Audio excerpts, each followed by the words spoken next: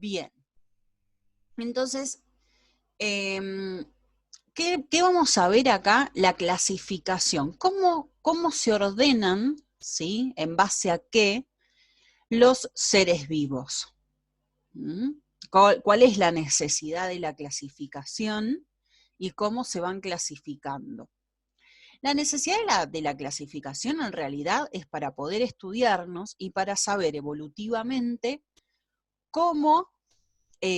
cuáles son las especies que tienen un antecesor en común y cuáles están emparentadas, cuáles están más relacionadas a los animales y a las plantas. Que eso es la primera clasificación que hubo siempre, ¿sí? Habían animales y plantas, ¿no? No había otra cosa, pero a medida que se iban descubriendo distintas especies, el uso del microscopio, etcétera, etcétera, se necesitaba una clasificación como mucho más importante, ¿no? Bueno, la primera clasificación que nosotros vamos a conocer es la de dominios. ¿Por qué empezamos con esto? Porque justo estuvimos viendo todo el mundo de la célula. Entonces, la primera clasificación de los seres vivos parte de eso, de cuál es la célula diferente que nosotros, cómo, digamos, en base a la célula, cómo estamos clasificados, qué grupo nos ponemos. Bueno, en realidad hay 3 dominios, es arquea o arqueobacteria, archaea, se escribe ahí lo tienen, bacteria y eucaria. También bacteria se le puede decir eubacteria, también lo van a encontrar así. Y ustedes dirán, bueno, pero son 2 células, procariota y eucariota, ¿no? ¿Por qué son 3 dominios? Bueno, arquea y bacteria tienen célula procariota, o sea que son todos individuos unicelulares, o sea, todos son células, una célula. Eucaria son los que tienen, como dice la palabra, célula eucariota. Entonces, bueno, ¿qué diferencia hay entre arquea y bacteria? Bueno, la vamos a ver con este apunte, ¿no? Con este tema. Hay diferencias más que nada químicos, ¿sí? Químicos en la parte de arquea, por ejemplo, en la membrana plasmática, que en realidad no tiene una membrana de fosfolípidos, sino que tiene hidrocarburos, ¿sí? Con un enlace éter, a el glicerol, ¿sí? Como conocemos lo mismo del fosfolípido, pero en realidad son hidrocarburos. Entonces, estas células resisten mucho más, todas las arqueobacterias, resisten mucho más condiciones extremas. Por eso las vamos a ver, por ejemplo, no sé, en erupciones volcánicas, en aguas termales, etc. Las bacterias que nosotros más conocemos, que son generalmente las bacterias de descomposición o las que producen, que son patógenas, patógenas significa que producen enfermedades, están en el dominio bacteria, que su membrana plasmática, por ejemplo, sí es de fosfolípidos igual que las eucariotas. Entonces hay una diferencia entre arquea y bacteria en cuanto más que nada a la composición química también y de hábitat y todo eso, ¿no? Y cómo aprovechan también en la parte nutritiva. También eso lo vamos a ver, cómo aprovechan los nutrientes, ¿sí? Si son autótrofas, qué tipos son. Las arqueobacterias son más autótrofas, por ejemplo, pero no que realizan la fotosíntesis, sino que producen, digamos, reacciones químicas utilizando sustancias químicas. Por ejemplo, ahí menciona el hidrógeno como fuente de energía, pero también pueden utilizar, qué sé yo, sulfuro de hidrógeno, etcétera, ¿no? Las bacterias, más que nada, si hay alguna heterótrofa, que es poco, generalmente hacen la fotosíntesis. El dominio bacteria, más que nada, son heterótrofas. Y eucaria son todos los individuos que tienen célula eucariota, pero son tanto unicelulares como pluricelulares. Y son los 4, o sea, la otra clasificación que le sigue son los reinos, son los 4 reinos que nosotros conocemos: protista, fungi, animalia y plantae. Pero esta es la principal, ¿no? La sistemática, ¿qué es? Es la disciplina científica que estudia la diversidad de los seres vivos.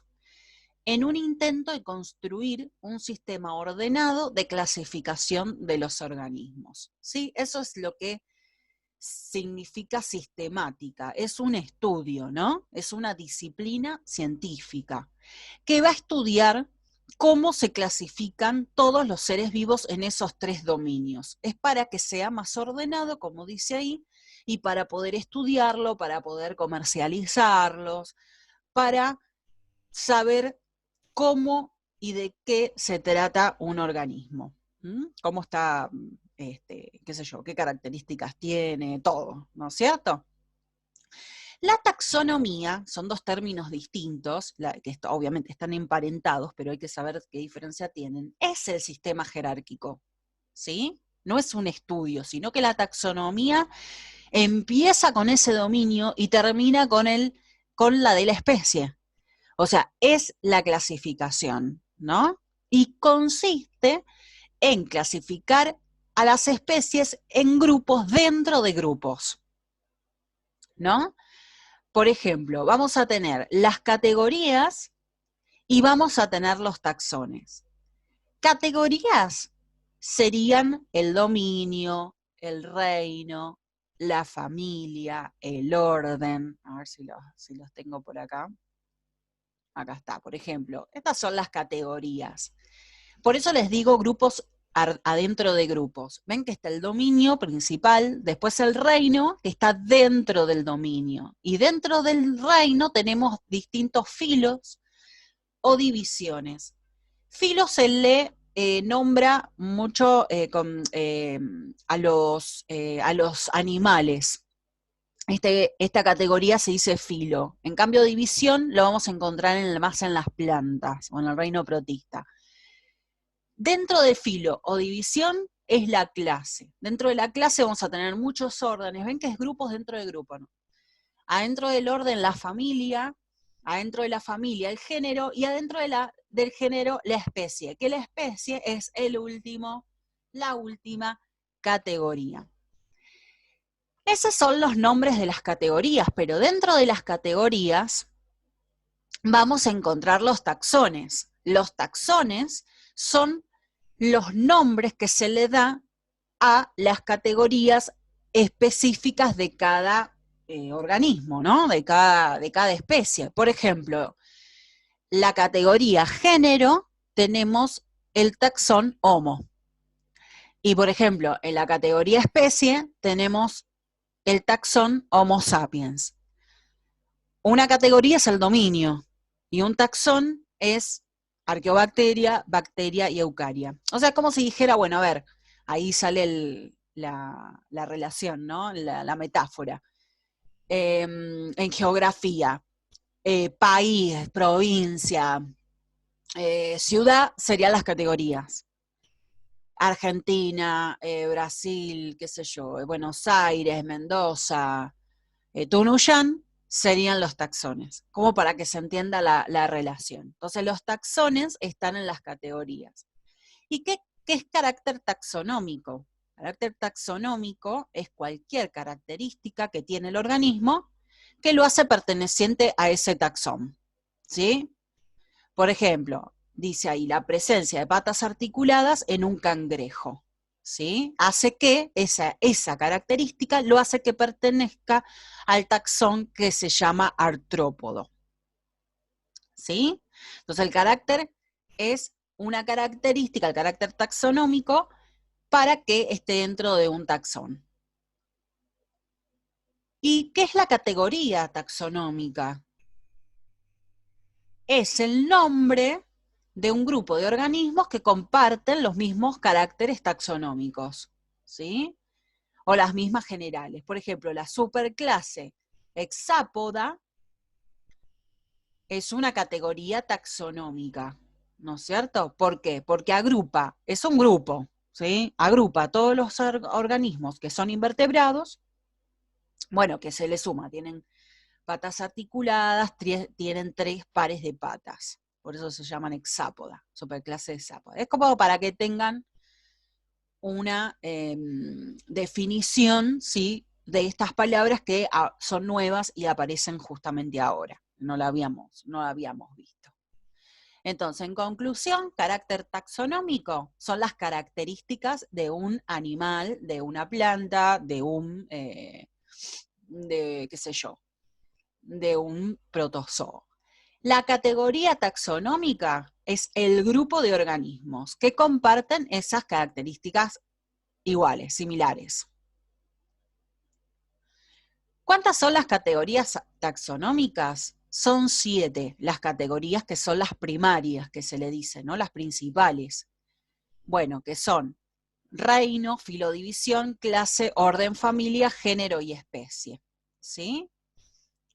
Que se le suma como octava, arriba de todo, el dominio, porque esa es totalmente nueva, pero las 7 principales son esas.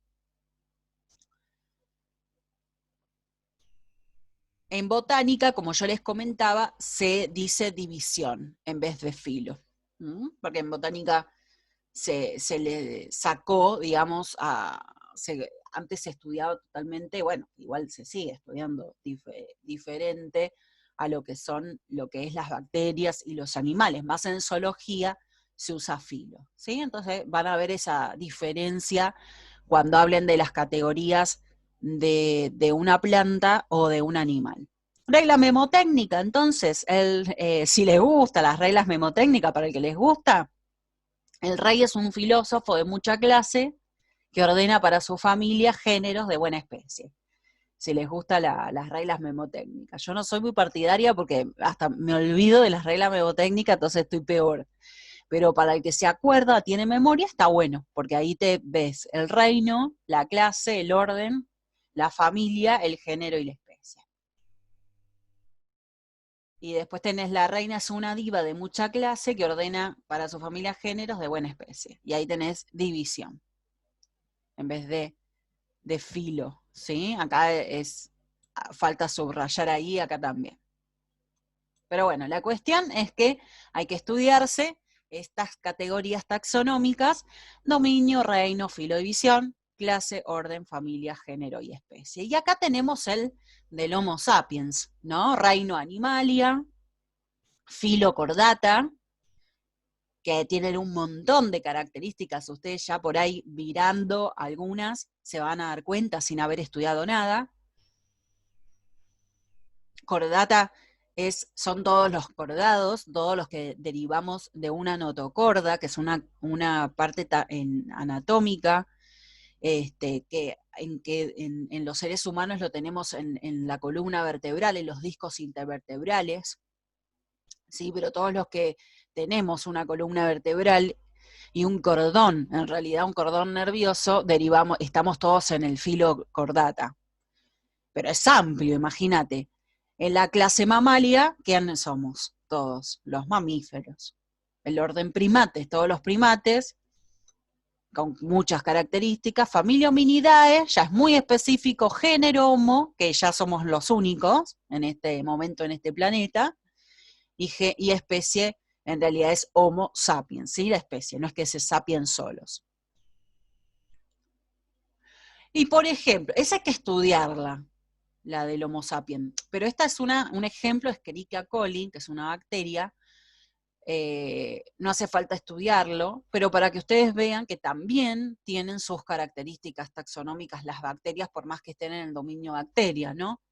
Reino bacteria, el filo protobacteria, clase gamma proteobacteria, orden enterobacteriales, ¿sí? Son todas generalmente las que viven en simbiosis en la parte digestiva, familia Enterobacteriaceae, género Escherichia y especie Escherichia coli. Ven que también están en sus características taxonómicas iguales a nosotros. Ven, por ejemplo, el dominio arquea tiene 3 reinos: corarqueota, eurearqueota y crenarqueota, y son organismos procariotas unicelulares. Eso es como redundante, porque todos los procariotas son unicelulares, no hay procariotas pluricelulares. Y son autótrofos, como yo les comentaba, en su mayoría. Las bacterias son organismos procariotas unicelulares, pero son heterótrofos en su mayoría, ¿sí? Pero recuerden que hay bacterias que hacen la fotosíntesis, no tienen cloroplastos, y, por ejemplo, las cianobacterias. Y eucaria, como les comentaba yo antes, tenemos los protistas, fungi, plantae y animalia. Protistas son organismos eucariotas, son unicelulares, algunos son pluricelulares, como por ejemplo las algas pluricelulares dentro de los protistas. Algunos son heterótrofos, otros autótrofos y otros mixótrofos. ¿Qué mixótrofo? Es un mix. O sea, tenés tanto o sea, son organismos que pueden realizar la fotosíntesis, pero también pueden consumir nutrientes. Es dependiendo la necesidad de ese momento del ambiente. Hay bastante variedad en los protistas.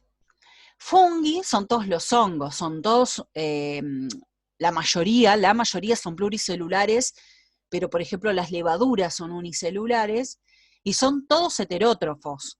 No, ninguno ni realiza la fotosíntesis, nada, son todos heterótrofos.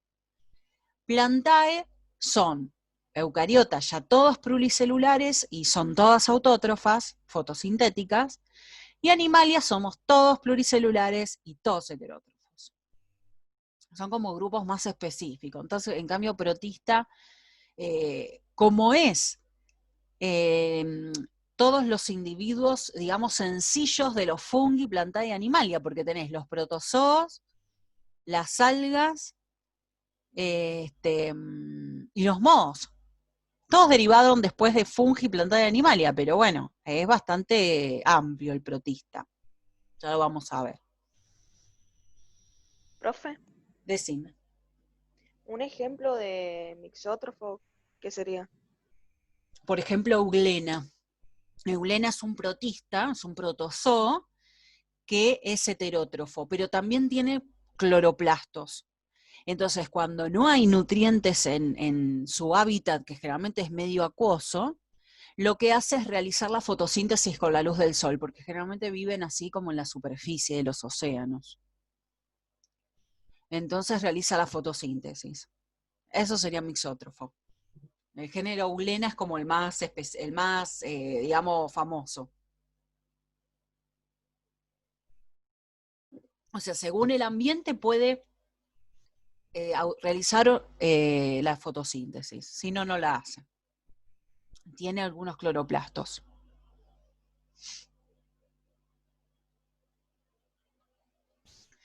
¿Qué? ¿Está bien? Sí, profe, gracias. Bueno, ¿qué es una especie? Bueno, acá hay una definición de 1940 de Mayr, que dice que la especie biológica es un grupo de poblaciones naturales, las poblaciones son los individuos de la misma especie, por eso se explica al revés, un grupo de poblaciones naturales, cuyos individuos se cruzan exitosamente, o sea que se pueden cruzar, de manera real o potencial, ¿no es cierto? O sea, puede ser que realmente se crucen o podrían cruzarse, ¿no? Y que están reproductivamente aislados de otros grupos. Está como, esta definición de especie es, digamos, como muy específica, muy linda definición y bastante explicativa. ¿Por qué? Porque no habla de semejanza, sino que dicen que se cruzan exitosamente. Está bien, los individuos de las mismas especies son semejantes, pero hace como una mayor profundidad, ¿no? De lo que es la definición de especie. Hace referencia a que se cruzan exitosamente y que son reproductivamente aislados de otros grupos. ¿Qué significa eso? Que miembros de distintas especies no pueden cruzarse entre sí. Eso hace referencia. Y puede ser un aislamiento presigótico o posigótico. No sé si lo explicará por acá, creo que no, pero bueno, les voy comentando. El aislamiento presigótico es cuando, aunque dos individuos de distinta especie puedan aparearse, nunca van a tener descendencia. O sea, ¿por qué? Porque el espermatozoide nunca va a fecundar, si hablamos de animales, ¿no? A fecundar un óvulo, por ejemplo, porque no son compatibles. Entonces, es antes que se llegue a formar un cigoto. Estamos aislados de otras especies antes que se forme un cigoto. Nunca se va a formar un cigoto. Pero también puede ser posigótico. ¿Qué significa posigótico? Después de que se forme el cigoto, ¿se puede formar una descendencia? Puede llegar a haber una descendencia de individuos de distinta especie. Pero ese individuo es lo que se llama, entre comillas, híbrido, porque no tiene sexo. ¿Por qué? Porque no puede originar gametas, porque no tiene, ya que nosotros ya vimos genética, no tiene cromosomas homólogos. El clásico ejemplo de la mula, que viene del burro y viene de la yegua. Entonces, sí podemos, hay algunos que son naturales como él, como la mula, pero hay unos que son de laboratorio, por ejemplo, qué sé yo, lo hacen a propósito. Habían varios felinos que vienen del tigre y el león, pero no pueden dejar descendencia, ¿sí? Estamos entonces tan reproductivamente aislados de otros grupos. ¿Cómo es la designación de las especies? Bueno, la designación de las especies viene desde muchos siglos, siglos y siglos, pero Linneo, ¿sí? En el siglo XVIII, toma una, no me, les estoy contando el final de la película, ¿no? Porque les estoy contando una parte nada más, pero esto viene de mucho, mucho tiempo de estar clasificando, de estar poniéndole nombres, pero bueno, Linneo corta, ¿sí? Al final, con un sistema binomial, ¿sí? Termina con un sistema binomial que es aceptado, que binomial significa dos nombres. Y ¿qué se usa? Un nombre científico que consta de un nombre genérico, porque se utiliza el primer nombre para hablar de la categoría de género, que pueden haber muchas especies dentro de un género, no hay que pensar en el hombre, porque dentro del Homo somos los únicos, pero por ejemplo, dentro de Clostridium, el género Clostridium, tenés Clostridium tetani, Clostridium perfringens, Clostridium botulinum. O sea, hay muchos, ¿no? Lo mismo que los canis lupus, canis familiares, los perros, los lobos, y así los zorros, no me acuerdo en este momento cuál es el epíteto específico, pero bueno, son todos parientes, ¿no? Tienen todos un antecesor común, que es el mismo lobo, ¿no? Para los perros. Bueno, entonces tenemos un sistema binomial, todas las especies, que empieza con un nombre genérico y un epíteto específico, que es un adjetivo, ¿no? Que hace, que representa alguna característica taxonómica de la especie.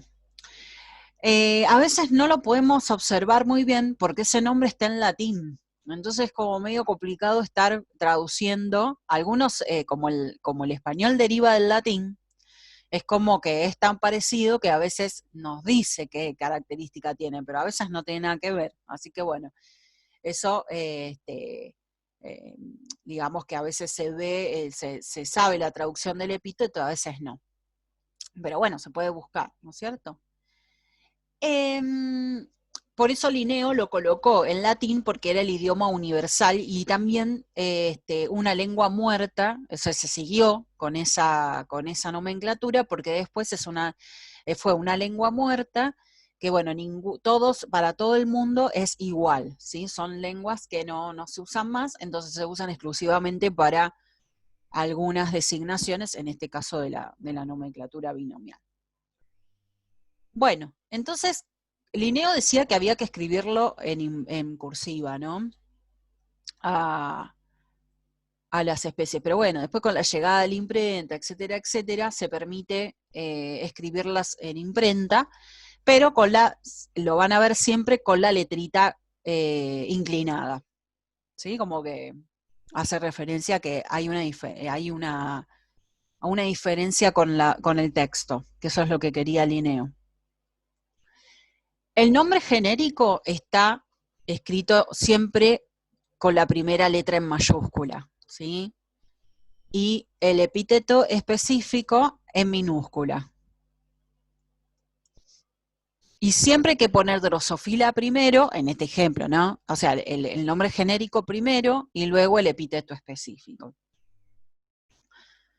¿Puedo solamente nombrar al nombre genérico? Por ejemplo, decir, bueno, el género Drosophila, ¿sí? Hace referencia a unos dípteros, qué sé yo, no sé, unas moscas, y después seguir hablando. Sí, porque como es una categoría, justamente representa la categoría de la cual está agrupando todas esas especies, se puede nombrar solamente a el nombre genérico. ¿Pero puedo nombrar solamente al epíteto específico? No. ¿Por qué? Porque muchas especies que no tienen nada que ver una con la otra, repiten el epíteto específico. Entonces yo no voy a saber de quién están hablando. A ver, hay una... Acá está, mira. Drosophila melanogaster es una mosca de la fruta. Thamnophis melanogaster es una culebra semiacuática. Entonces, si yo le digo a una persona, melanogaster tiene una característica de vivir en el agua, yo no voy a saber, una persona científica no va a saber, o una persona que se dedique a esto, no va a saber si es la mosca de la fruta o la culebra semiacuática, de la que le estoy hablando. Entonces siempre acá hay que nombrar el nombre genérico. Y después, como para terminar, puedo resumirlo de esta manera. O sea, el nombre genérico, ponerle la inicial con un puntito y todo el epíteto específico, como E. coli, D. melanogaster, H. sapiens. Pero no lo puedo hacer al revés. ¿Por qué? Porque a veces las iniciales del epíteto específico se repiten en los géneros. Entonces tampoco voy a saber de quién estoy hablando, ¿sí? Pero no así. Entonces eso se puede hacer, pero no al revés.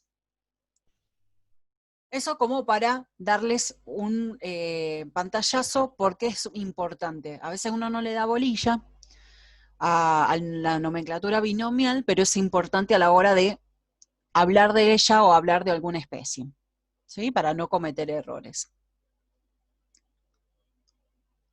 Cualquier pregunta, ¿sí? Me la hacen. No tengo problema.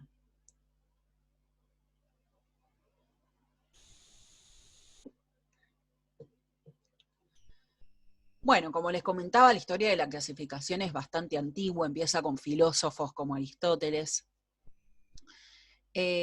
por ejemplo, y después, bueno, continúa en 1813, Agustín Piramus de Candolle acuñó la palabra taxonomía para designar el área del conocimiento que establece las reglas de una clasificación. Bueno, y así, sucesivamente, es una historia muy larga que ha conducido a todo lo que es la clasificación, ¿sí? Entonces, hasta que Linneo, bueno, adopta esta jerarquía de 7 niveles que él le decía imperio, que bueno, después ya cambió, ¿ves? Reino, clase, orden, género, especie y variedad. Bueno, ustedes ya vieron que es distinto. Y bueno, pero fue el precursor de esas categorías taxonómicas y, como les comentaba, del sistema binomial, que es recontra importante.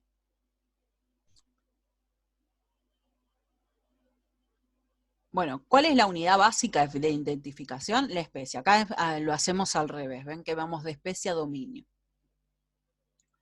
Es un grupo de organismos con semejanzas estructurales, funcionales, de desarrollo. Bueno, la descendencia Fersi se puede cruzar entre sí real y potencialmente. Bueno, ya lo vimos, todo lo que es la especie. Compartimos un antecesor común, evolutivo, una raíz de genes, ¿sí? O sea que estamos mucho más emparentados en cercanías evolutivas, no hay que irse muy lejos. El género es el primer, digamos, en el sistema binominal es la primera palabra, ¿no? Acá está, por ejemplo, Canis familiaris, que es el perro, Canis latran, que es el coyote, Canis aureus, que es el chacal dorado, Canis lopus, el lobo, o sea, todos pertenecen al mismo grupo. Pero ves que el gato es Felis catus. Entonces tiene otro género, ¿sí? O sea, no tiene nada que ver porque los gatos están con los felinos, ¿no?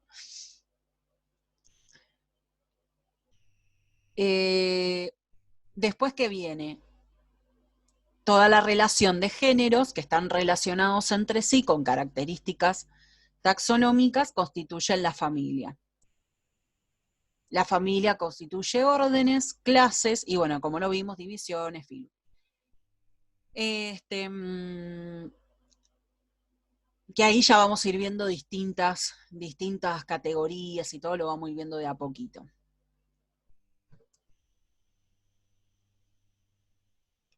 ¿Cómo han hecho para clasificar primero a los individuos? Y bueno, antes no se conocía. ¿Cómo se hace ahora? Vamos a empezar de atrás para adelante. ¿Cómo se hace ahora?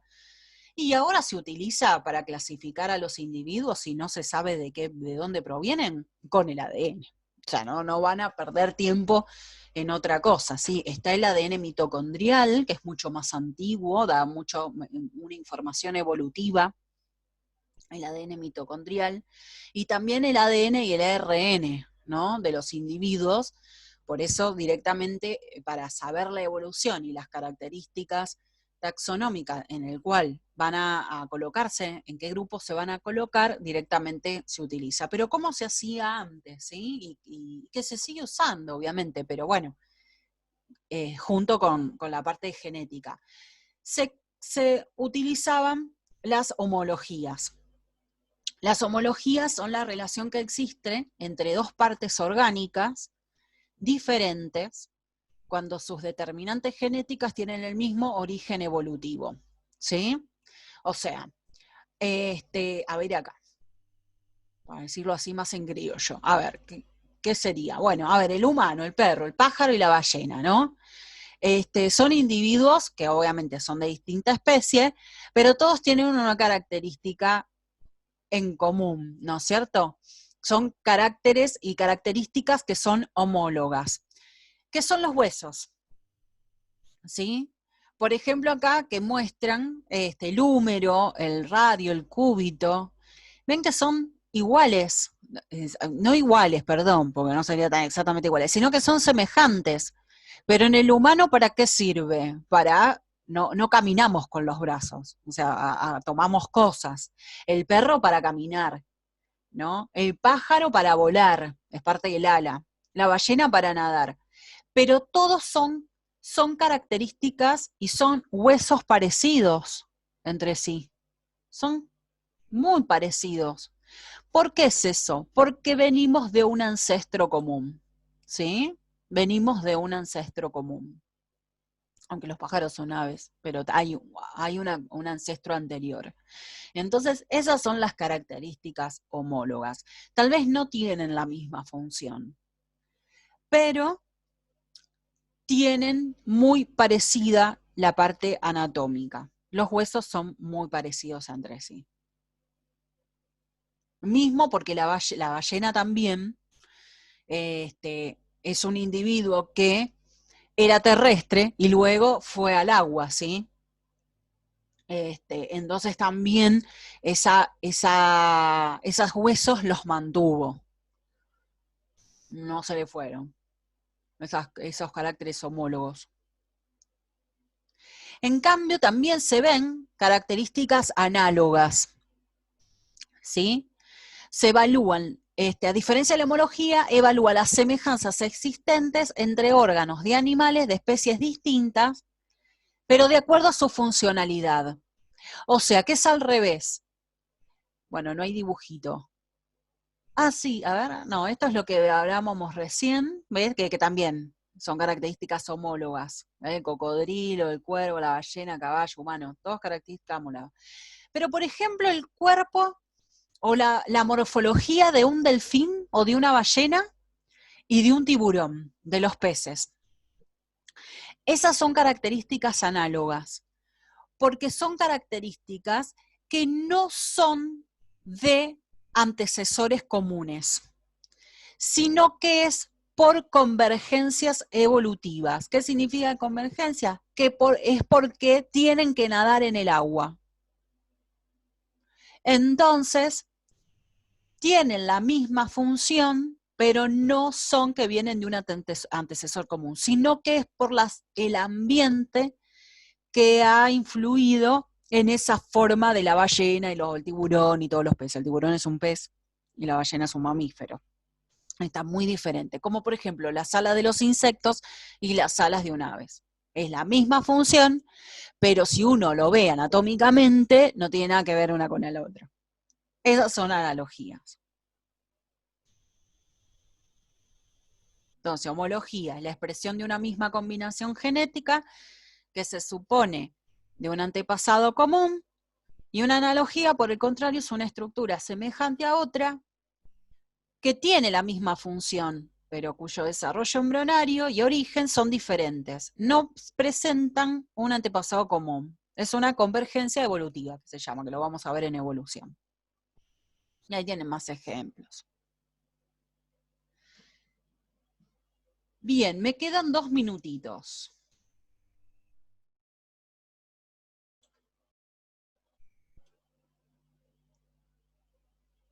Así que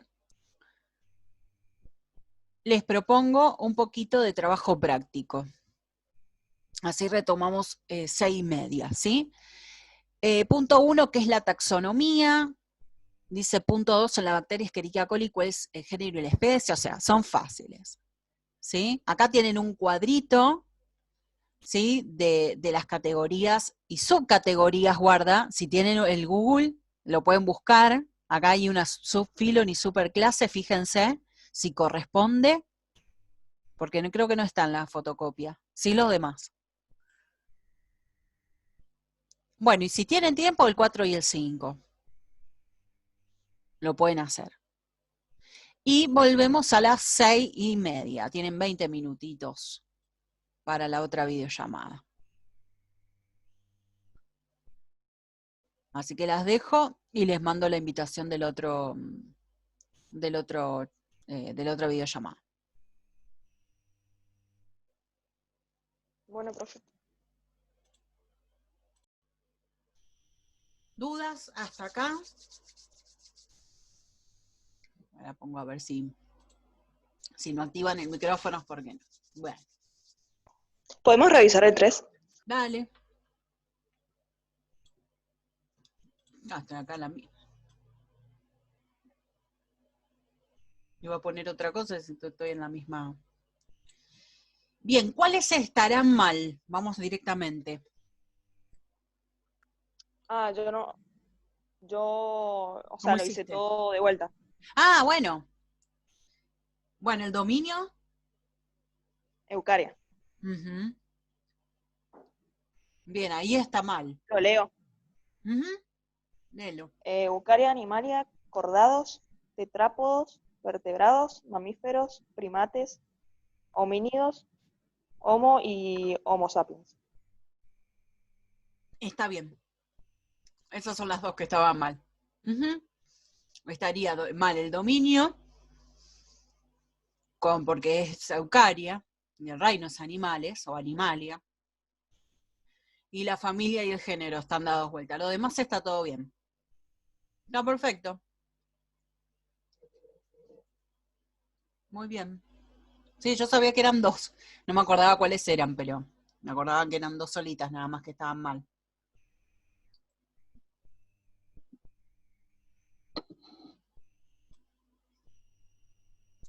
Bueno. Después lo continúan. Vamos directamente a bacteria y arquea, ¿sí?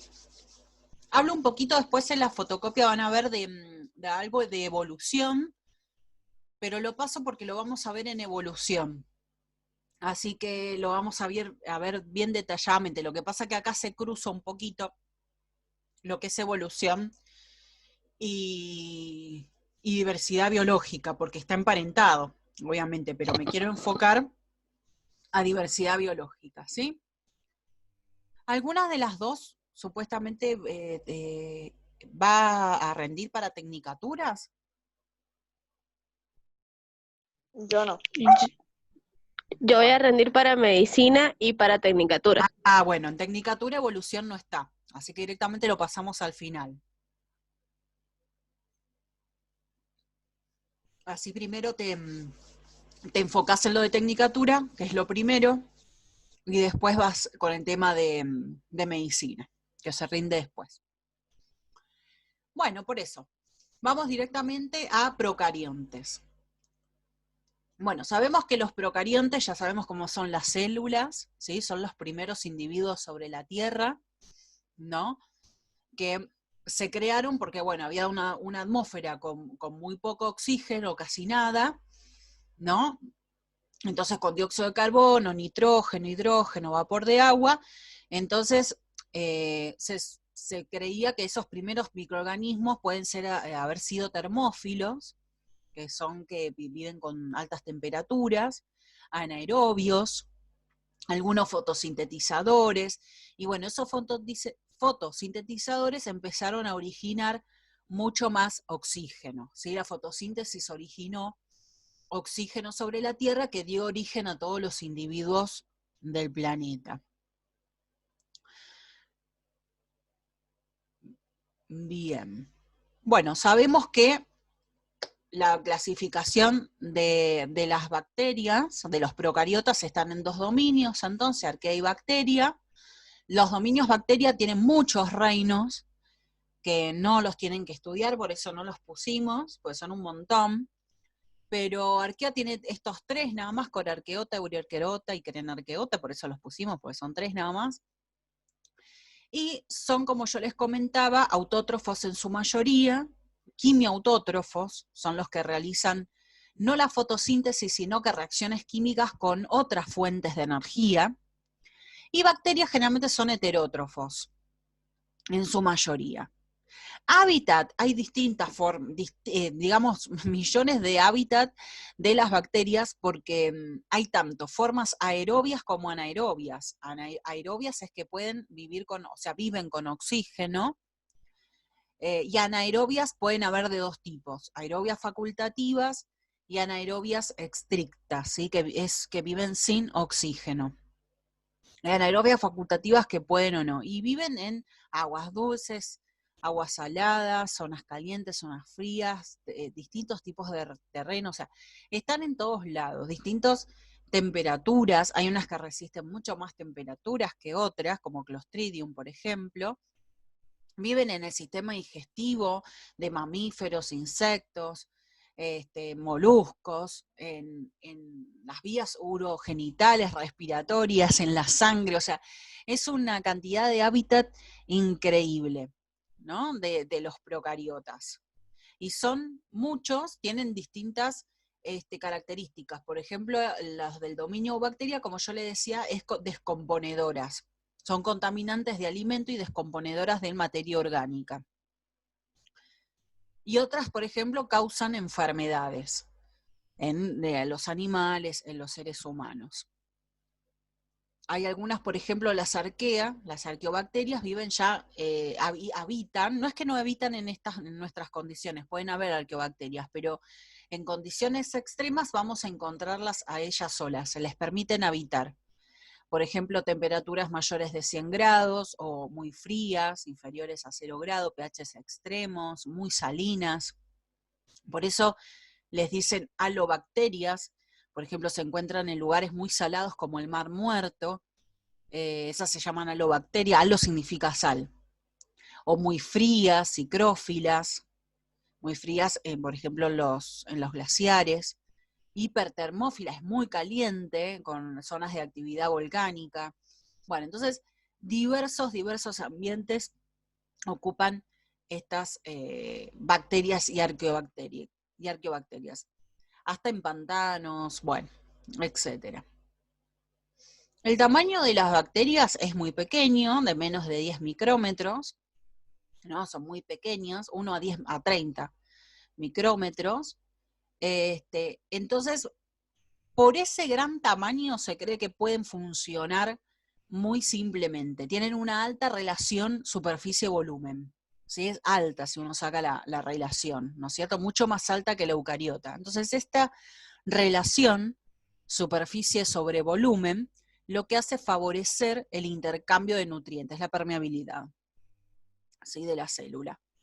Entonces, les permite una mayor cantidad de funciones sin cantidad de tantas organelas, por ejemplo, ¿no? Como tenemos las eucariotas. Forma, bueno, algo habíamos visto en célula. Yo esto ya más o menos le comenté, pero lo volvemos a repetir. Pueden ser cocos, porque son pequeñas esferitas que se ven al microscopio ya óptico, como estreptococo, estafilococos, o bacilos, ¿sí? Como Escherichia coli, son forma de bacilo, que es como un bastón. Vibrio cholerae tiene forma de bananita. Recuerden que micoplasma no tiene pared, entonces cambia su forma, ¿no? Y las arqueobacterias generalmente son bacilos, que algunos pueden ser curvos, etcétera. Pueden haber cocos, ¿no? Pueden haber cocos también, pero generalmente son bacilos. Bueno, esto ya lo habíamos visto, ¿se acuerdan que el ADN es una sola molécula circular y cerrada, que no está recubierta de un núcleo, está libre en el citoplasma, en el citosol, tiene ribosomas, tiene inclusiones, bueno, membrana plasmática, pared celular de peptidoglucano, puede tener una cápsula, que es como una tercera capa, después de la pared celular, primero la membrana plasmática, después la pared, después la cápsula, y que es una protección. No es lo mismo que espora, ya lo vamos a ver. No es lo mismo que espora. Espora es se implica toda la célula que se organiza para soportar ambientes extremos. Eso es otra cosa. La cápsula es como una tercera capa, que no la tienen todas las bacterias, son solamente algunas especies, para también protección. Y apéndices externos, como por ejemplo los flagelos, las fimbrias y los pili, que los flagelos es para habitar o nadar en ambientes acuáticos, las fimbrias para sostenerse en el sustrato, y los pilis es para un proceso que se llama conjugación, donde se pasan material genético que no es el ADN propio, sino que son plásmidos, que son materiales genéticos que pueden pasarse de una célula a otra. No es propio de la célula, de la procariota.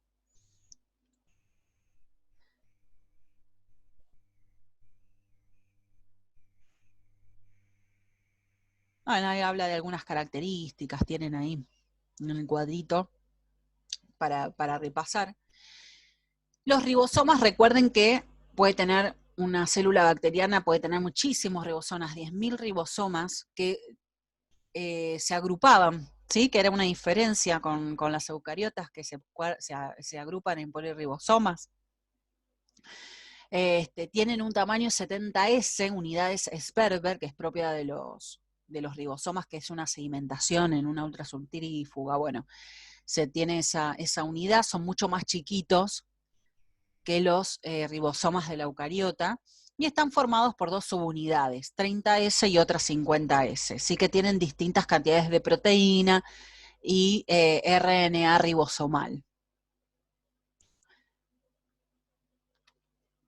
Las inclusiones eran sustancias, qué sé yo, proteínicas o lipídicas, polifosfato, azufre, que esto depende de las especies de las bacterias, ¿no? Algunos, por ejemplo, procariontes acuáticos contienen vesículas de gas para flotar, otras tendrán más lípido, otras tendrán azufre para reservas para sus reacciones químicas, bueno, etcétera. Todo depende de las bacterias, ¿no? Y la membrana plasmática, un punto importante. La membrana plasmática, bicapa de fosfolípidos, ¿se acuerdan? Bueno, Este es un esquema de una membrana de una bacteria, que es el fosfolípido que vimos común y corriente, que también la tenemos nosotros en nuestras células eucariotas. ¿Se acuerdan que era la molécula de glicerol con la unión a un grupo fosfato, ¿sí? Con una unión que puede variar dependiendo de la especie, y esterificado, una unión éster, que es de este tipo, ¿sí? Es con un carbono con un grupo carbonilo, se llama, que es doble enlace oxígeno, y una unión a través de un carbono, a través de un oxígeno. Ese es un grupo éster. El grupo éster viene de una unión, si bien no orgánica, en algún momento, que nosotros lo vamos a ver, es una unión de un ácido con un alcohol, y justamente es la unión de un glicerol con un ácido graso. Ahí se forma la unión éster. Con los ácidos grasos, que se acuerdan que era la cola no polar, la parte hidrofóbica, la cabeza polar, la parte hidrofílica, o sea, es lo mismo que vimos, la bacteria. Pero Arqueobacteria tiene esta otra, ¿sí? Membrana plasmática. Que si ustedes ven está el glicerol en su cabeza, pero tiene una unión éter. Una unión éter no tiene el grupo carbonilo, acá hay enlaces covalentes, ¿sí? Simples enlaces, no sé por qué no salieron en el dibujito, pero acá habría que poner una rayita, ¿sí? Con isoprenoides, como las colitas internas, que son hidrocarburos, con una unión, como les vuelvo a repetir, éter. Eso le da mucho más soporte y mucho mayor resistencia a condiciones desfavorables. Por eso las arqueobacterias resisten mucho más condiciones extremas. No tiene nada que ver, no es un fosfolípido, ¿sí? Pero estos serían los isoprenoides que se unen al glicerol por unión de tipo éter y de la que está formada la membrana plasmática de una arqueobacteria. Por eso se las saca y son 3 dominios, porque esto es como algo muy diferente evolutivamente de la bacteria y le da otras características, por más que la célula sea procariota. Profe, ¿de qué se distingue el isoprenoide del ácido graso? ¿Cómo me decís? No te escuché mucho. Decime más fuerte. Estoy poniendo a ¿De full. qué se distingue el isoprenoide del ácido graso? Ah, bien. El ácido graso, para que saco mi lapicito, porque si no, como que así muy, muy oral, te voy a explicar de la misma manera que antes y voy a estar igual. El ácido graso solo, acá porque tenés la unión del éster, ¿no? Pero el ácido graso solo, ¿sí? Por ejemplo, acá voy a dibujar esto solo, ¿no? Esto con un grupo R, que es todo el chorizo ¿no? El ácido graso va a terminar cuando está solo en esto. Esos son todos los ácidos, terminan en esto. Que lo vas a encontrar a veces esto como COOH, que es como una... Uy, no sé por qué lo dibujé así para arriba. Pero bueno, es una fórmula esta semidesarrollada, como para abreviarlo aún más, y esta es una desarrollada. ¿Sí? Ves que está el doble enlace con el oxígeno y el oxidrilo. Que el alcohol, lo que tiene, el glicerol, lo que tenía era otro grupo hidroxilo ahí. El hidrógeno la cadena esta, ¿sí? Bueno, en realidad tenía 3 hidrógenos, nada más que al unirse con el grupo fosfato pierde un hidrógeno, y todo lo otro, ¿no? Entonces, ¿qué pasó? Se fue un hidrógeno con el oxidrilo, que justamente es una molécula de agua, si verás, justo hidrógeno, 2 de hidrógeno en oxígeno, y se une directamente, se unen directamente este oxígeno con el carbono. ¿Ves? Entonces, ese es el ácido graso, ¿no? Queda el grupo carbonilo ahí. En cambio, el isoprenoide, ¿ves que no tiene el grupo carbonilo? Es un hidrocarburo. Hidrocarburo significa que tienes carbonos e hidrógenos, nada más. ¿Ves? Este es así, así. Entonces se une al glicerol, poner que el glicerol era así, bueno, que era así, tiene el oxidrilo, como lo expliqué anteriormente, con el hidrógeno, qué sé yo, ves que es el oxidrilo, y se va un hidrógeno de acá, porque este tiene como 3 hidrógenos, se va un hidrógeno de acá y forma la molécula de agua. Entonces queda carbono hidrógeno 2. Sin el oxidrilo, sin oxígenos, pegadito. Entonces ahí queda, ¿ves? Entonces, no queda un oxígeno, estoy hablando mal. Se va directamente. ¿Se va un oxidrilo, puede ser? Claro, no se va el hidrógeno, perdón, estaba hablando de lo otro, Ah. igual al otro, no. No, vamos a borrar todo porque estoy diciendo cosas mal. Se me estaba mezclando con el otro, porque si vos ves, está el oxígeno ahí. Y acá lo voy a dibujar así, para que vean. ¿Ves que queda carbono hidrógeno 2? Entonces se va 2 hidrógenos. En realidad lo que es una sustitución, sale hidrógeno 2. Y acá queda el éter, pues si no, no queda un éter. Si se iba como una molécula de agua, no quedaba el éter, por eso me había confundido. Es una sustitución, sale hidrógeno 2, como gas. Entonces, esa es la diferencia de la unión éter y del isoprenoide. El isoprenoide es solamente un hidrocarburo, no es un ácido. No tiene oxígeno. No tiene oxígeno. Exactamente. Gracias, profe. De nada. Bueno, la pared. La pared, me voy directamente al dibujo porque está buenísimo este dibujo de Curtis. La pared ¿de qué habíamos dicho que era? Habíamos mencionado nada más. De un péptido glucano. ¿Sí? La pared celular de las bacterias era de péptido glucano, que también se le dice mureína. Es lo único que habíamos dicho y listo, ¿no? De las procariotas. Muy bien. Pero Gram, que era una persona no de grande, sino Gram, es un apellido, él descubrió, con unas coloraciones que hizo, descubrió que las bacterias en realidad tienen 2 distintos tipos de pared celular.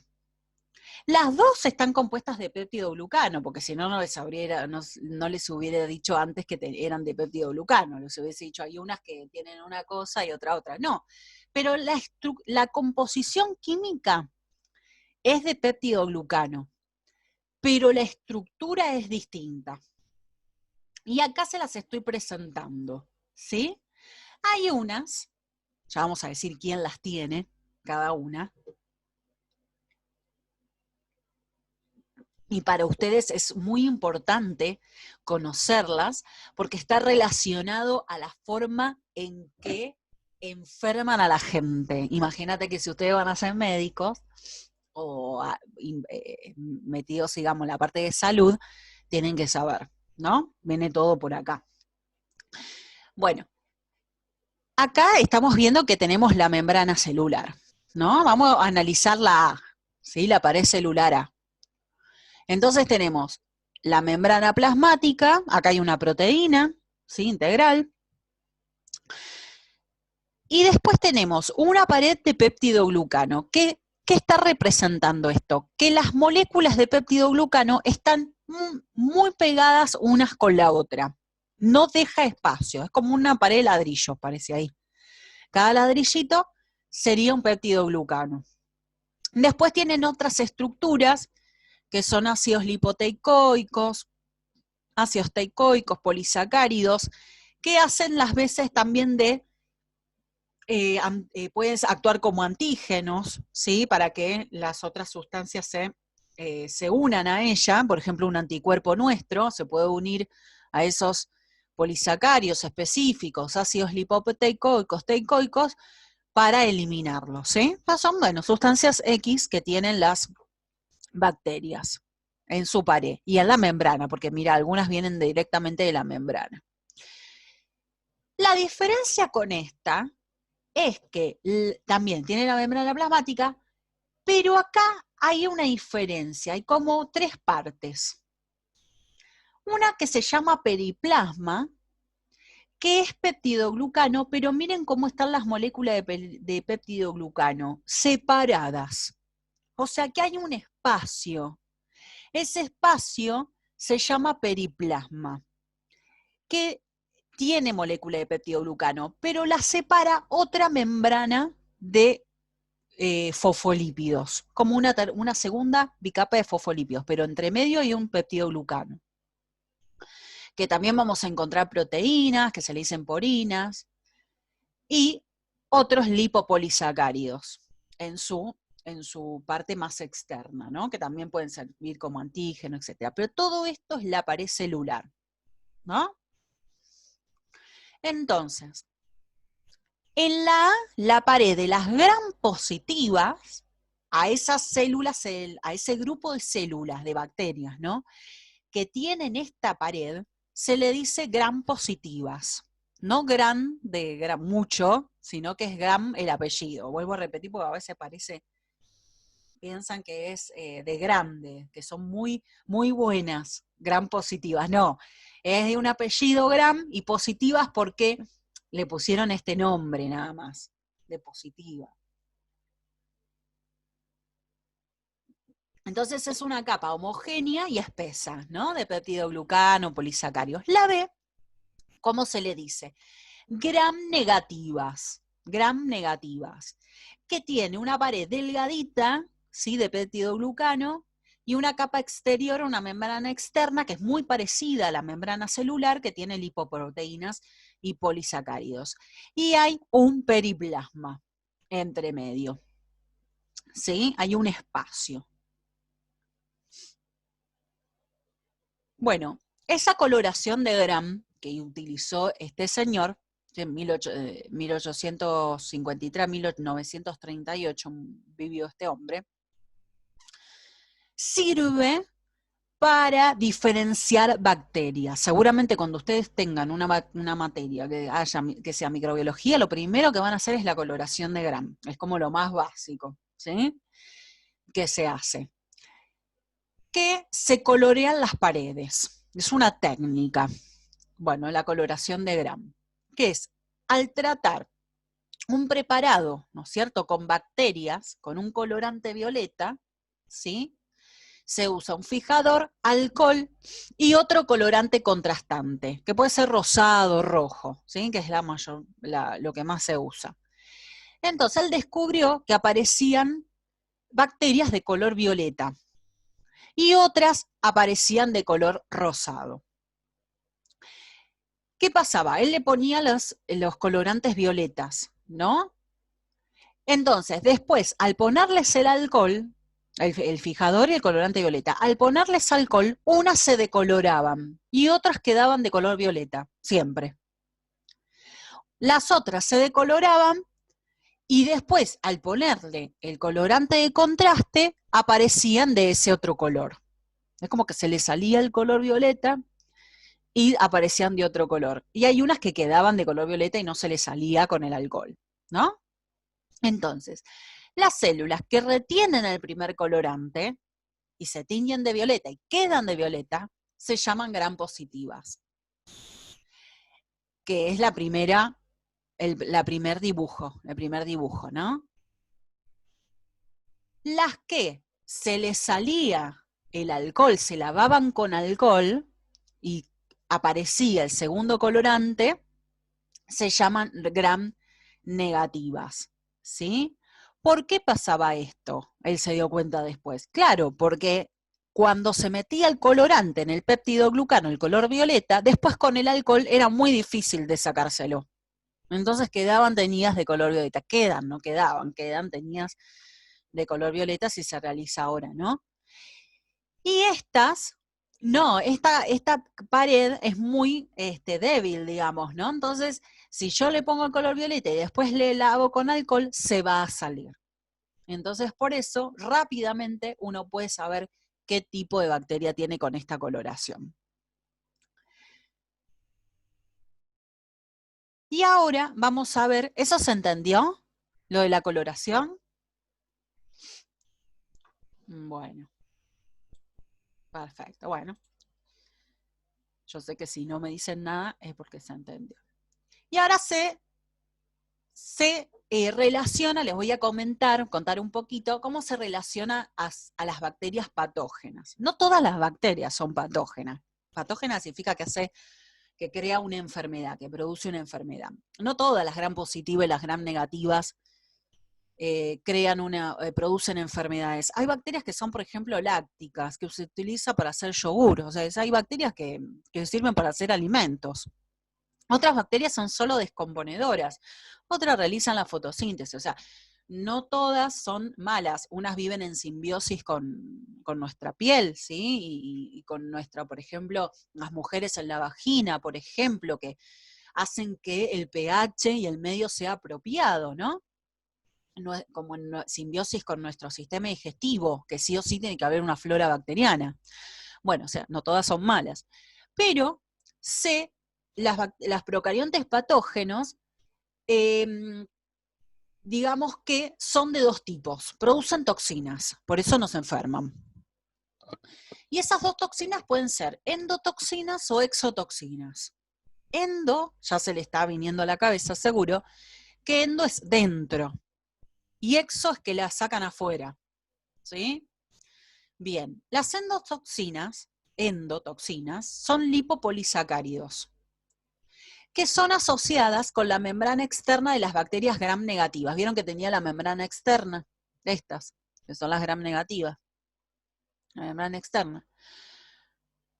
Cuando la bacteria muere y se lisa, ¿qué significa lisa? Que se rompe, las toxinas son liberadas. Entonces se van a unir con la célula de nuestro sistema inmunitario, del hospedador cualquiera, hablo nosotros como si nos enfermáramos nosotros, ¿no?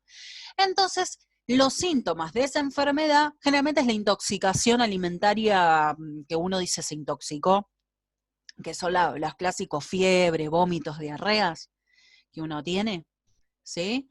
Entonces, por ejemplo, salmonella, shigella, escherichia coli producen porque son gram negativas, ¿no? Las exotoxinas, en cambio, son secretadas por las bacterias gram positivas. Son toxinas que directamente, como no hay un lugar para almacenarlas, se liberan hacia afuera, ¿no? A un alimento, según donde estén. Generalmente son alimentos porque ellas son también descomponedoras. Entonces, ¿cómo quién? Como la clásica famosa Clostridium botulinum, Vibrio cholerae, que es del cólera también. Entonces producen la toxina hacia afuera. Por ejemplo, si están en un alimento, en el alimento. Entonces, una persona, si consume esta bacteria, no le va a hacer nada, porque no está su toxina en ella. Acá no la está, no está. Entonces, ¿qué le va a producir la intoxicación? Que generalmente no causa fiebre, ¿sí? Son muy tóxicas, generalmente son mucho más tóxicas, pero no causan fiebre, sino que causan otros tipos de síntomas. Clostridium botulinum, por ejemplo, es una contracción muscular, una parálisis muscular bastante importante, ¿no? Como Clostridium tetani. Bueno, cholerae ya te produce mucha diarrea, pero generalmente algunas sí causan fiebre, pero no todas. ¿Qué es lo que está intoxicando entonces? La toxina. Algunas se pueden eliminar esas toxinas cocinando al alimento, ¿sí? A más de 100 grados, muere, ¿no? Pero si la persona consume Clostridium botulinum, no se va a morir, excepto los bebés menores de 6 meses o un año, cuando el Clostridium botulinum ingresa en su estómago, intestino, como su estómago no tiene todavía las concentraciones adecuadas para matar esa bacteria, a matar las bacterias, no todas, el ácido clorhídrico, lo que hace el Clostridium botulinum, que es anaerobio, totalmente vive sin oxígeno, empieza a producir su toxina ahí. Entonces hay muchos bebés que mueren de un botulismo, ¿sí? Pero no por consumir la toxina, el alimento con toxina, sino porque se le produce la toxina en su medio interno. Pero ya mayores de un año ya no, eso no existe. En cambio, las gram negativas lo que hacen es acá almacenar la toxina. Entonces, cuando nuestro sistema inmunitario rompe esto, rompe la célula, la toxina se libera y ahí es lo que produce la fiebre, la diarrea y todo eso, ¿sí? No dejan de ser menos enfermedades o menos importantes porque, por ejemplo, Escherichia coli produce el síndrome urémico hemolítico en los niños, ¿no? Que destruye los riñones y otros órganos. Entonces, no es que sean menos importantes porque sean gram negativas. Ojo que también hay otras, por ejemplo, Streptococcus pneumoniae, que no produce la enfermedad por la toxina, sino que nuestro cuerpo provoca digamos, como una reacción alérgica, ¿no es cierto? Es como algo contra ella. Entonces sobreproduce líquido, que es la neumonía, ¿no? Sobre una de las neumonías. Produce líquido. Entonces los alvéolos pulmonares se llenan de ese líquido y el oxígeno no ingresa bien en la sangre. Entonces, eso es lo que causa la enfermedad y no hay ninguna toxina. Entonces, guarda que también puede haber una reacción del cuerpo contra ese patógeno. Y no es por endotoxina ni por exotoxina. No sé si hablé rapidísimo, pero si me han entendido, buenísimo. Si no, me preguntan, porque es una parte importante esta, la de la gram negativa y gram positiva.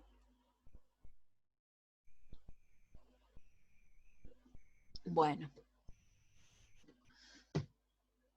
¿Vieron que yo les comentaba la cápsula? ¿Sí? La cápsula es una capa mucilagenosa de muchos polisacáridos distintos, que algunos procariontes la pueden llegar a tener, y muchas veces se le denomina glucocálix. O sea que es los mismos glucolípidos y glucoproteínas. Lo que pasa es que tienen tantos polisacáridos encima de su pared que ya se forma una cápsula, ¿no?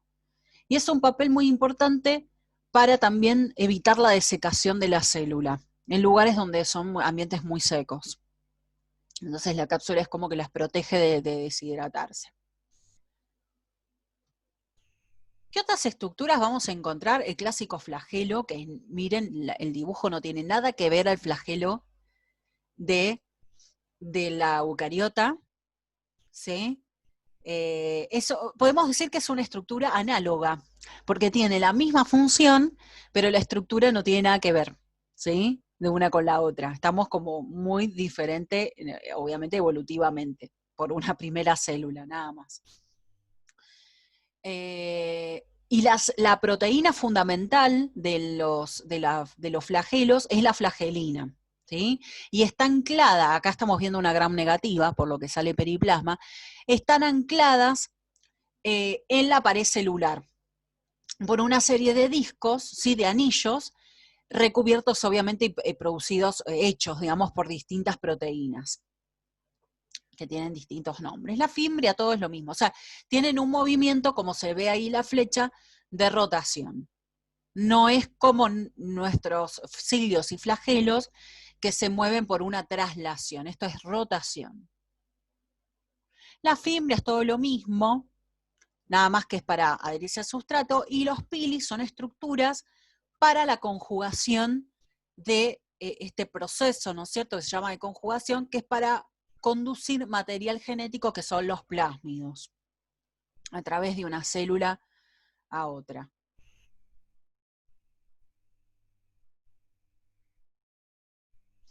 Bueno, les explico la endospora, quedan 4 minutitos.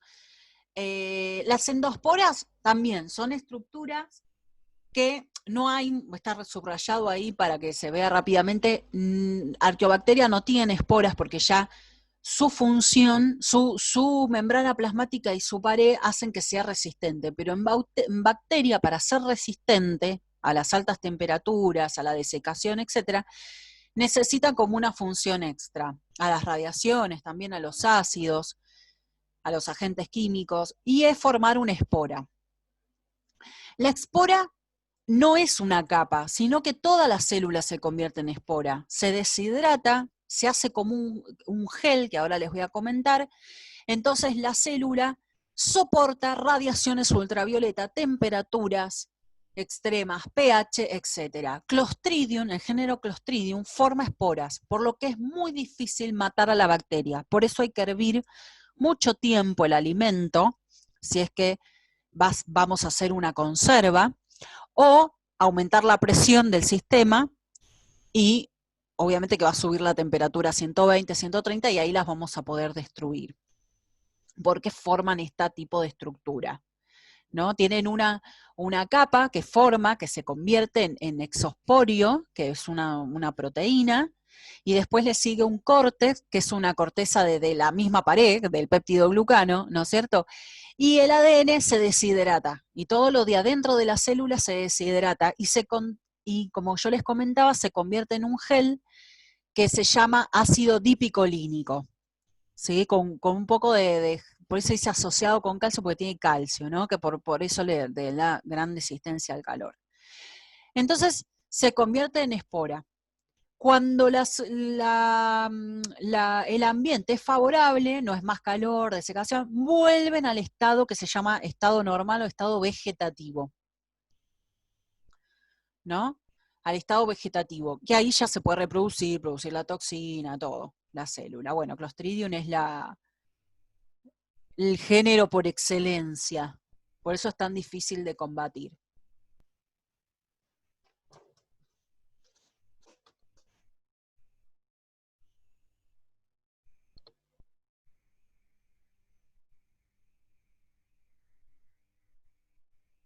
Bueno, continuamos entonces. La movilidad, ¿sí? Bueno, las que se mueven son las bacterias flageladas, ¿sí? Que es como que se mueven, corren y se paran. Y después van a otra dirección donde se orienta su estímulo y corren y se paran. ¿Sí? Es como carreras y paradas. Entonces por eso es ese movimiento, ¿no? Algunas tienen vesículas de gas, ¿no? Por las que flotan, entonces también ese movimiento se debe a esas vesículas, como cianobacterias, algunas arqueas. Y también tienen mecanismos de orientación hacia esos estímulos, que son cinesis y taxis. Las cinesis son una combinación de movimientos al azar, directamente, o sea, no es mucho hacia un estímulo, es combinación de azar, y hacia digamos, y conservación de la dirección, pero ese azar es como que va apareciendo, en ese movimiento al azar, va apareciendo un estímulo. Entonces, pero el movimiento hacia el estímulo va aumentando la intensidad gradualmente. Pero más que nada es al azar, la cinesis. Y la taxis directamente es un movimiento orientado hacia una fuente del estímulo. Hay otros espirilos que contienen cuerpos de magnetita, y entonces tienen orientaciones magnéticas de la Tierra, ¿sí? Con el campo magnético. Así que bueno, eso también es interesante de verlo. ¿Cómo se reproducían las bacterias? Por fisión binaria o bipartición, ¿sí? De las cuales en ese proceso que aparecía una duplicación del ADN, tal como lo vimos cuando vimos la guía de la duplicación del ADN, y después una citocinesis, con un tabique que se forma del peptidoglucano y una citocinesis. Pero también tienen otros procesos también, ¿no? De genes, de variabilidad genética, como por ejemplo la conjugación, que es lo que yo les comentaba, que en realidad se le dice proceso parasexual, ¿no? Que es transferencia de un material genético, pero no es la transferencia de un material genético, digamos, voy a guardar esto, así se me guarda el videollamada anterior. No es la transferencia de un material genético, digamos, del cromosoma bacteriano, no, ese no se va a pasar, sino son plásmidos, que son pequeñas moléculas de ADN que están presentes en bacterias y más o menos hay de unas 50. Se puede tener varias, ¿no? Una bacteria. También se autorreplican, son singulares, ¿no es cierto? Y hay uno, en Escherichia coli, por ejemplo, se llaman F, pues son los más estudiados, le han puesto el nombre. Plásmidos F y plásmidos R. Bueno, los plásmidos F dan factores sexuales y plásmidos R resistencia a las drogas. Son distintas características, no es que sean sexuales, sino que, bueno, dan distintas características a las células. Entonces miren cómo se ve con un puente que se llama pili. Ven que el cromosoma bacteriano, que es el azul, no se mueve. Es solamente el plásmido, que es el rojo. Entonces una célula F que tiene el plásmido, por acción en el pili, sí que se duplica, tiene que haber una duplicación, puede transmitir a través de ese puente a una célula que no tiene ese material genético. Entonces la célula va a tener características de la célula que le dio ese plásmido. Ven como que se convierte en una igual, le salen fimbrias. Entonces, como para mostrar que esa célula va a tener características, fenotipos parecidos a la célula que le ha dado el plásmido. Eso se conoce como conjugación. La transformación es una adquisición de ADN, pero que está libre en el medio, ¿sí? No es que está a través de otra bacteria, sino que, que está libre, ¿no? Algunas lo realizan naturalmente, es muy raro, pero Escherichia coli solo lo hace en condiciones de laboratorio, ¿sí? Hay que inducir a eso. ¿Cómo se induce? Aplicando alto voltaje o aumentando concentraciones de cationes, de iones.